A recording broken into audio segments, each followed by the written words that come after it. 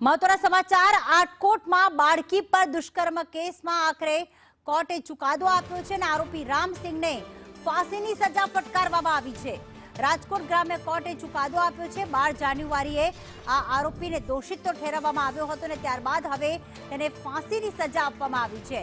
આરોપી રામસિંહે બાળકી પર દુષ્કર્મ આચર્યું હતું।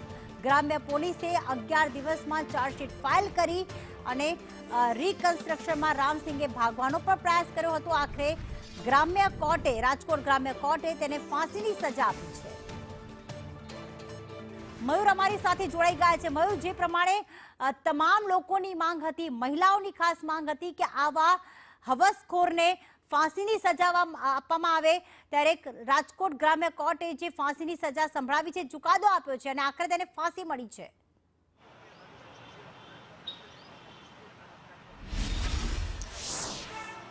પ્રીતિ, રાજકોટ કોર્ટે ઐતિહાસિક ચુકાદો આવ્યો છે। માત્ર 11 દિવસની અંદર રાજકોટ પોલીસે આ મામલાને લઈને ચાર્જશીટ ફાઇલ કર્યું હતું ને 33 દિવસની અંદર સજા તે સંભળાવવામાં આવી છે। ડે ટુ ડે ચુકાદો છે તે આપવામાં આવ્યો છે। દરરોજ આની સુનાવણી થતી હતી।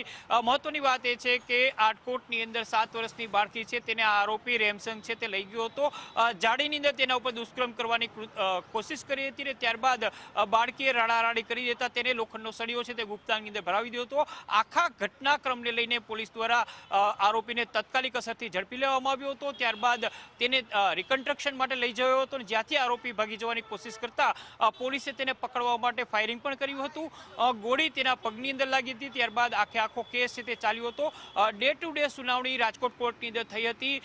3 દિવસ પહેલા જ આરોપી છે તેને દોષિત જાહેર કરવામાં આવ્યો હતો અને આજે ઐતિહાસિક રૂપથી તેને ફાંસીની સજા છે તે કોર્ટ દ્વારા જાહેર કરવામાં આવી છે। પોક્સો કેસ અંતર્ગત આખી કાર્યવાહી કરવામાં આવી હતી અને કદાચ રેકોર્ડ બ્રેક રૂપે સૌરાષ્ટ્રની અંદર પહેલો એવો કેસ હશે કે જેની અંદર માત્ર 33 દિવસની અંદર દીકરી છે તેને ન્યાય આપવામાં આવ્યો છે। રાજકોટની દીકરીઓ, રાજકોટની મહિલાઓ, સમગ્ર સૌરાષ્ટ્રની અંદરથી એ માંગ ઉઠી હતી કે આરોપી છે તેને દાખલારૂપ ફાંસીની સજા જાહેર કરવામાં આવે। આજે આ કોર્ટનો ચુકાદો આવ્યો છે અને આરોપી છે રેમસિંહ ડેડુઆ કે જે મૂળ મધ્યપ્રદેશનો રહેવાસી છે તેને ફાંસીની સજા છે તે રાજકોટ કોર્ટ દ્વારા સુનાવવામાં આવી છે।